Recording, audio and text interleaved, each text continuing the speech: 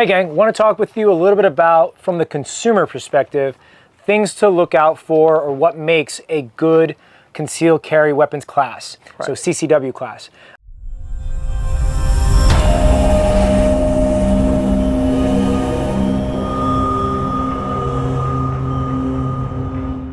There's a few things that you should be looking for, and of course, it's kind of interesting. This is coming from the instructor perspective, but we actually took some time to think about this as a consumer when we were on the other side, because at some point we were. I was. You were a student at one point. I was a student at one point.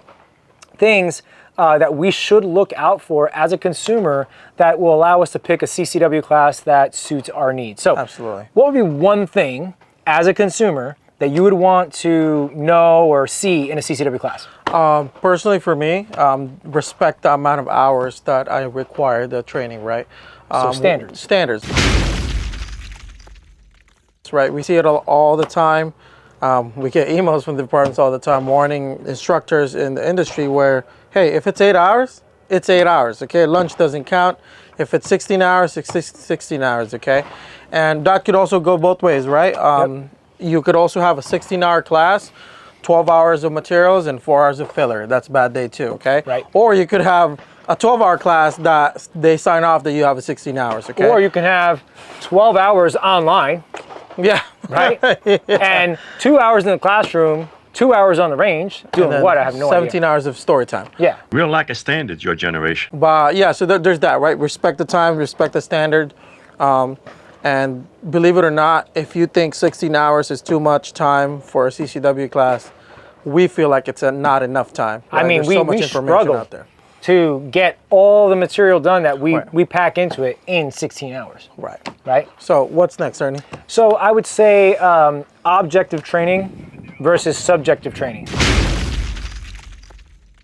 Absolutely. And what we mean by that is that the stuff that goes into the course material, say classroom side, right? It's objective in nature, specifically around the laws, not how you feel about the laws, not they're pro one way or another, but really what the laws are. Okay, on things like gear, gear. So holsters and things like that. Oh, this holster's good because I like it, or this carry style. Appendix 4 o'clock, 8 o'clock, whatever, because you like it, or is it objective? So a good CCW class is going to at least give you the pros and cons of each and allow that information to be consumed by you, and then therefore you can make an informed decision of what suits you best. Right, because a good instructor should take whatever objective information he has and create a conclusion from that. Right. Except, you know, instead of going through a conclusion of 4 o'clock is the best carry method, right, and then now trying to justify in their class why that is the best method. Right. And believe it or not, you can see it, right? Because the lack of truthful justification usually means war stories, right? Oh, I had one time on this one. This one time at band camp. Right. You know, I don't know. He was rappelling down an UH-1 in Vietnam, and his appendix carry got stuck in the fast rope. I don't know, but really? That's absolutely the truth, right? Another objective versus subjective part of this too is the range portion, right? Yeah. Let's assume they do have a good range portion, and then they have like a tactical range, and they're drawing from the holster. You would have people saying sub-second draws are not important because you rarely experience it. Well, if you take one of our CCW classes, right, or a good one, right, not just ours, sub-second draws create reaction time, and reaction time means distance, right? So stuff like that. Right. Or like fast shooting, just be accurate, right? Or anywhere in the paper, all these weird... Oh, yeah. You don't have to shoot fast, you just got to get it into the paper. Right. Combat accuracy, right? There's a video on that, but there's that. The next one, Ernie, is holster draw. Holster draw. And that's a thing, right? A class that has holster draw in it is something that you seek. And the reason why is because obviously the most critical skill that one can master as a CCW holster is the holster draw. You don't even get to check into the gunfight, if you will, unless that is mastered. So you're going to want to pick a class that has a holster draw as part of either its lesson or its range qualification, because you're going to want to get those reps. Now, you might be a master at holster draw prior to taking the CCW class, great. Get the reps in, get more practice. But most people, by and large, are not comfortable with that. Right. So having a class that can safely and properly teach you the holster draw is something you look for. Absolutely. So yeah. One more on that as well is that they should be able to comfortably teach you in the gear that you're going to be using in the field, right? And that is an actual problem that we see a lot, is that you're required to be outside the waistband in a duty rig, right? So like CCW class. Basically like this. It's like, now, trust me, I would love the ability to roll around town like this and it not be a thing. Not because I really want to, but I'd like to do it for fun, once in a while. If it's outside the waistband and I put really, a sock on the grip. Right, but really, most people, you're not going to be running around like this. Absolutely. It's going to be weird, okay? Right. And you don't want to, because you don't want to highlight yourself as somebody who's running around with a gun on their hip, okay? And on top of that too, they're scared that the holsters, some clients' holsters may be unsafe. Right. Which leads us into so some of them would be like, no holster draw, because some inside the waistband holsters are unsafe. We're all just outside the waistband, or they just forego holster draws in general because they think that it's unsafe, which leads us to the next thing, which is gear. You may see classes out there that is afraid to correct clients in their gear in an effort to keep them as a client, right? They're afraid to say, hey, buy good gear. Right, buy so this, basically buy that. they're not talking about gear because they don't understand or know what's out there to talk intelligently about that. Nor they feel like they are also alienating other people that's coming into their classes too, right? Fair. Well, I'm not gonna sign up because this is the gear requirements too much. Right. Right. And that could cause problems, i.e. now you have, subpar gear coming into a CCW class, and then the result of that is instead of fixing the gear issue, the result is no holster draw. Right. Right. And that's also subjective and objective too, right? Because some people are like, leather gear all the way. Right. Right. So. And that's the thing. You're gonna have obviously the instructor's spin on things. There's always that. You're gonna want to find a company or instructors that keep it as objective as possible. Right. And it's kind of funny. And the reason that is funny because here in our company, we at least have 2, 3, sometimes 4 instructors, whether it be on the range or in the classroom at any given time.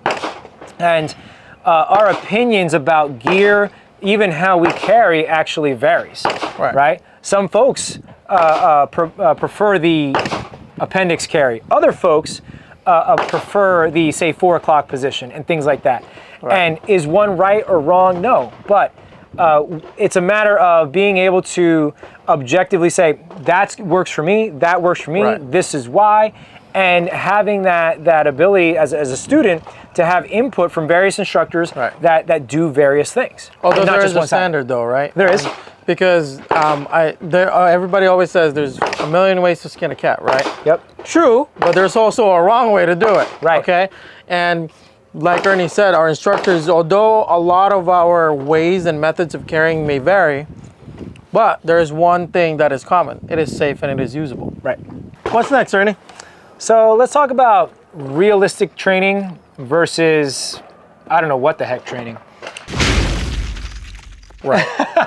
So as far as the training on the range goes, first of all, training on the range, not just running people through 72 rounds or however many rounds, but actually training on the range. And then beyond that, making the training realistic. As much as possible. Right, as much as possible for what the class calls for, right? So making the training all about CCW type skills, because CCW skills are different from tactical goon skills. They're different.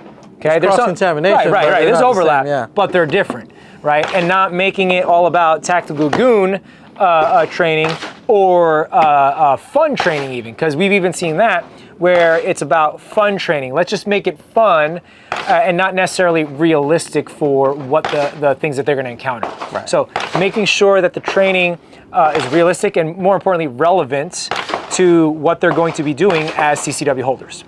Right. In my opinion, the last one, and I think personally the most important one, is the instructor. Right? An instructor should be able to articulate what they're trying to teach and also demonstrate what they're trying to teach, right? With a high level of skill, in order for our student to see what it is, right? Set the standard at a higher bar. Right. We see it time and time again where an instructor would talk through the drill and refuse to demo it, or maybe not demo it, whether it be saving time or they just don't want to demo the drill. I think, you know, being able to demonstrate whatever it is that you're doing or trying to teach is a highly important skill. On top of that, being able to articulate what you're trying to teach to somebody is also very important, right? Just because you're a good shooter does not mean you're a good teacher. Yeah. Or the other way around. Or the other way around, absolutely. So yeah, those are a few things that you're going to want to look for as a consumer when picking a CCW class. You know, and we'd love for you to train with us as always. But if we don't serve your county, or if we are just not in your general area, okay, fine. These are some things that'll help you choose a company that will really serve your needs for CCW training. If you think all gun laws are an infringement and you live behind the enemy lines in the People's Republic of California, then check out our Unconvicted Felons t-shirt. We came out with this t-shirt design for you where most of us are fed up with the situation here in California. So check it out. Check out our website. Awesome t-shirt coming at you. And our new line of 2 arms where it stands for 2A Rights Matter. So check out our new t-shirt and help us feed our dog.